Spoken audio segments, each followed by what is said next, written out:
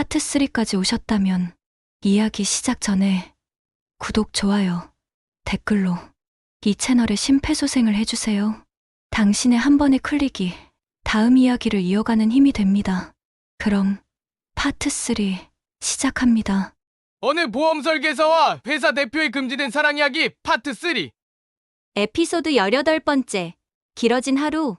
그날 이후 우리는 며칠 간격으로 만나기 시작했고 처음엔 점심시간에 커피를 마시는 정도였죠. 그런데 어느새 호텔 라운지에서 와인을 기울이고 혹은 아무도 없는 그의 사무실에서 짧은 사랑을 나누게 되었습니다. 잠깐만이라도 보고 싶습니다. 그가 그렇게 말할 때마다 마음은 무너졌죠. 보고 싶습니다는 말이 왜 이렇게 사람을 약하게 만드는 걸까요? 집에 돌아오는 길에 남편의 PC방 안을 들여다보니 남편은 피곤한 얼굴로 PC방 카운터에 앉아 있었고 그 모습에 죄책감이 들었습니다. 그의 땀과 수고를 알기에 더 숨기고 싶어졌습니다. 휴대폰이 울리면 심장이 먼저 반응했고 오늘 볼 수 있나요? 그 메시지 한 줄에 머리로는 안 되라고 말했지만 손끝은 이미 네라고 대답을 쓰고 있었습니다. 우리는 조금씩 더 자주 만났고 시간은 점점 길어졌습니다. 마치 오래된 연인처럼 서로의 습관을 알게 되었고 그의 손길과 눈빛은 점점 더 깊어져만 갔습니다. 하지만 어느 날부터 작은 불안이 스며들기 시작했습니다.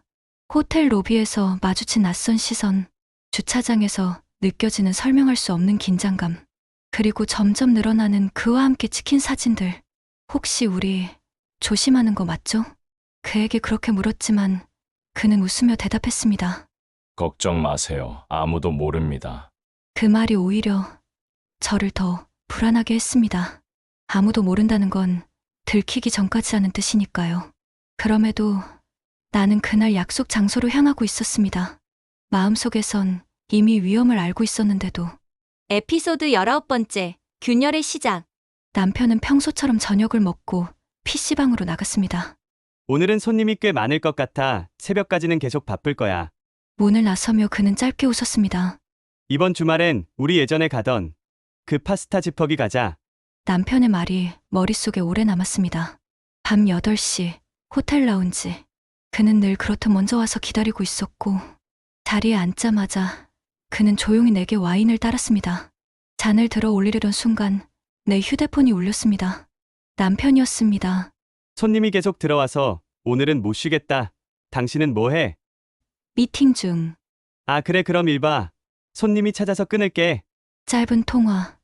하지만 그 안에 묘하게 남편의 미안한 기색이 묻어 있었습니다. 나는 핸드폰을 내려놓고서 내 앞에 있는 그 남자를 바라봤습니다. 그는 오늘따라 표정이 조금 다르게 보였고 잠시 침묵하다가 와인잔을 내려놓으며 그리고 갑자기 아내 얘기를 꺼냈습니다. 둘 사이는 오래전부터 멀어졌다고 했습니다.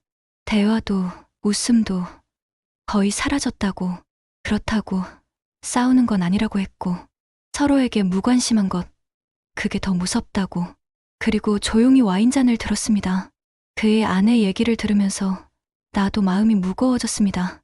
나는 그가 아내와 멀어졌다는 사실보다 그가 여전히 다른 여자의 남편이라는 사실에 더 마음이 쓰였습니다. 내 앞에 앉아있는 이 남자도 어딘가에서 나처럼 기다리는 사람이 있다는 것을 나는 그 사실을 잊고 있었던 거였습니다. 그는 다시 웃으며 잔을 들어올리며 말했습니다. 미숙 씨, 그래도 말해야 할 것 같아서요. 신경 쓰게 했다면 미안해요. 오늘은 그냥 아무 생각 말아주세요. 하지만 내 마음속에는 이미 조금씩 작은 균열이 시작되고 있었습니다.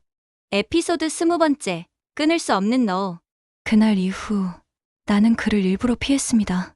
연락이 와도 답하지 않았고 이제는 끝내야 한다고 스스로에게 다짐하듯이 수십 번도 더 되뇌이며 말했습니다. 남편은 여전히 바빴습니다.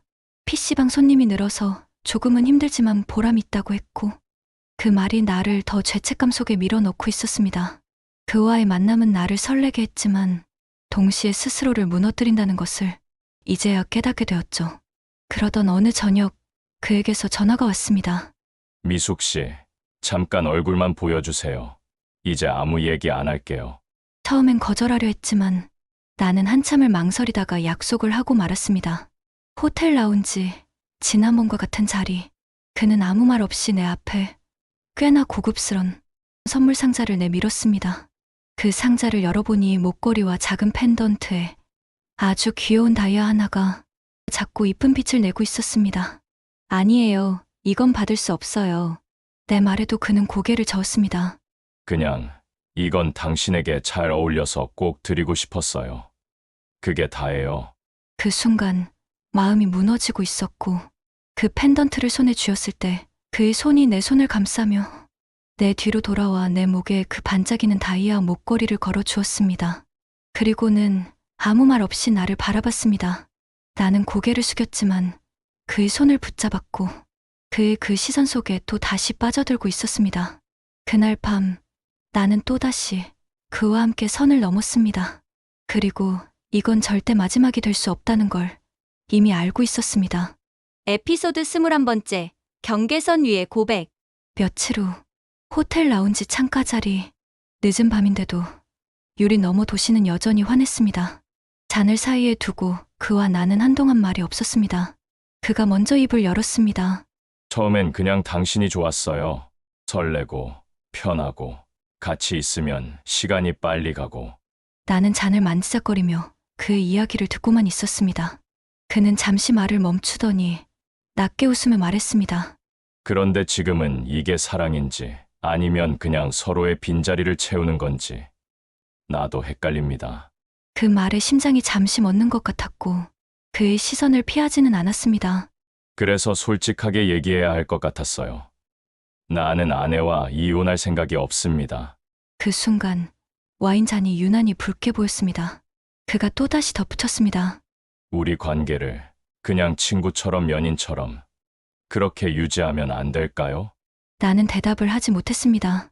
그의 말이 이상하게 들렸습니다. 그냥 아무 말 하지 않아도 되는데, 이렇게 굳이 설명하지 않아도 되었는데, 그냥 옆에 있고 싶었던 건데, 그는 왜 굳이 선을 그으려 하는 걸까요? 그리고 친구이면서 연인이라니, 그건 결국 책임 없는 사랑이 아닐까라는 생각이 들었고, 하지만 그 말이 이상하게도 나를 놓아주지는 않았습니다. 오히려 마음 한편이 더 편안했습니다. 그렇게라도 계속 함께 있고 싶다는 생각이 순간적으로 스쳐서 무슨 생각을 하는 건지 당황스러워졌습니다. 그는 내 손 위에 손을 얹었습니다. 지금 이렇게 있는 것만으로도 좋아요. 그거면 충분해요. 나는 웃지도 울지도 못한 채 잔을 들었습니다. 그날 밤 우리 사이는 또 다시 더 깊어졌지만 동시에 뭔가 모를 위기와 불안 속에 빠지고 있는 느낌이었습니다. 에피소드 22번째. 사이. 집에 돌아온 뒤에도 그가 말한 얘기가 귀 속에서 떠나지 않았습니다. 친구 같으면서 연인처럼 그렇게 지내면 안 될까요? 그의 말이 계속 머릿속을 어지럽히고 있었습니다. 거실은 조용했고 남편은 아직 PC방에 있을 시간. 테이블 위에 놓인 미지근한 물컵을 들고 나는 한참 동안 그대로 서 있었습니다. 끊어야 한다고 생각했지만 그리고 이 관계에는 미래가 없다는 걸 알면서도 난 참으로 무기력하게 그가 내미는 손을 잡고 있었습니다. 나는 너무 잘 알고 있었습니다. 그의 아내, 그리고 나의 남편, 서로의 현실은 변하지 않는다는 것도. 그런데도 마음 한구석에서는 그 말이 이상하게 자극적으로 스며들었습니다. 그렇게라도 좋다는 생각이 자꾸 들기 시작했습니다. 거울을 보았습니다. 피곤해 보였으며 왠지 조금은 달라진 내 얼굴. 그러나 누군가의 시선을 받는 여자의 표정은 아직 남아 있었습니다. 휴대폰이 울렸습니다. 그였습니다. 잘 들어갔어요? 짧은 메시지였지만 나는 한참을 망설이다가 네, 잘 들어갔어요. 그렇게 답을 보내고 핸드폰을 내려놓았고 침대에 누웠지만 애써 잠을 청해보아도 잠이 들지 않았고 갑자기 남편의 얼굴과 그의 얼굴이 번갈아 떠올랐습니다. 한쪽은 오래된 의무, 한쪽은 낯선 설렘. 나는 그 사이에서 천천히 그리고 깊숙이 가라앉고 있었습니다. 에피소드 23번째. 또 다른 그림자. 그날 오후 나는 그의 전화를 받았습니다. 오늘은 얼굴 못 봐요. 미안해요. 중요한 미팅이 있어서. 평소와 다르지 않은 차분한 목소리였고 나는 그냥 그렇구나 하고 넘겼습니다. 하지만 저녁 무렵 고객 상담 때문에 시내 카페에 들렀다가 익숙한 뒷모습이 시야에 들어왔습니다. 그였습니다. 그 맞은편에는 단정한 차림에 한눈에 봐도 미모의 여자가 앉아 있었습니다. 그녀는 웃고 있었습니다. 그 웃음은 내가 아는 그 남자의 미소를 끌어내고 있었습니다. 나는 멀찍이 서 그 장면을 바라보다 고개를 돌려버렸습니다. 그 여자가 누구인지, 무슨 관계인지는 알 수 없었습니다. 업무일 수도 있고, 오랜 지인일 수도. 하지만 두 사람 사이의 공기, 그건 설명하기 어려운 친밀함이었습니다. 그는 나를 보지 못했고, 나는 일부러 그의 시선을 피해 카페를 도망치듯 빠져나왔습니다. 집에 돌아와서 불이 꺼진 거실에 스위치를 켰고, 남편은 이미 PC방으로 출근했을 시간, 조용한 집 안에서 오히려 심장이 더 시끄럽게 뛰고 있었습니다. 소파에 앉아 휴대폰을 들었고, 그에게 묻고 싶었습니다. 그 여자는 누구냐고. 하지만 결국 아무것도 보내지 못했습니다. 대신 메시지함에 남겨진 그의 짧은 글이 눈에 들어왔습니다. 친구처럼 연인처럼 그렇게라도 당신과 같이 있고 싶어요. 그 말이 오늘따라 이상하게 마음을 쓰라리게 했습니다. 에피소드 24번째, 또 하나의 비밀. 그날 이후 그 장면이 머릿속에서 떠나질 않았습니다. 그가 맞은편 여자와 웃던 모습, 그 미묘한 눈빛. 며칠 동안 연락이 없던 그는 여전히 조용했습니다. 나는 참지 못하고 그의 SNS를 훑어보고 있었습니다. 사진은 거의 없었지만 태그된 게시물 속에 낯익은 그림자가 스쳤습니다. 그날 카페에서 봤던 여자의 옆모습, 짧은 동영상 속에서 그 여자는 와인잔을 들고 웃고 있었고 그의 웃음소리가 배경에 섞여 있었습니다. 심장이 내려앉았습니다. 아내일까? 아니면 또 다른 나 같은 사람일까? 그 답은 생각보다 빨리 찾아왔습니다. 보험 상담 때문에 시내를 오가던 어느 저녁, 인적이 드문 골목 끝에서 그를 봤습니다. 그날의 그 여자가 그의 팔짱을 끼고 있었고 두 사람은 마치 오래된 연인처럼 걷고 있었습니다. 가로등 불빛 아래서 그녀가 그의 어깨에 머리를 기댔고 그는 자연스럽게 그녀의 허리를 감싸 안고 있었습니다.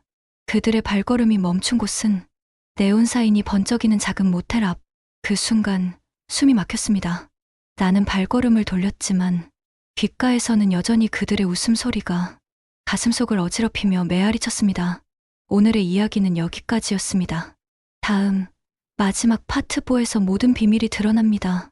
놓치지 않으시려면 지금 구독, 좋아요, 댓글 꼭 부탁드립니다. 당신의 참여가 이 채널을 살립니다. 저는 어느 보험설계사와 대표의 금지된 사랑 이야기, 그 마지막 편, 파트 4에서 다시 찾아뵙겠습니다. 감사합니다.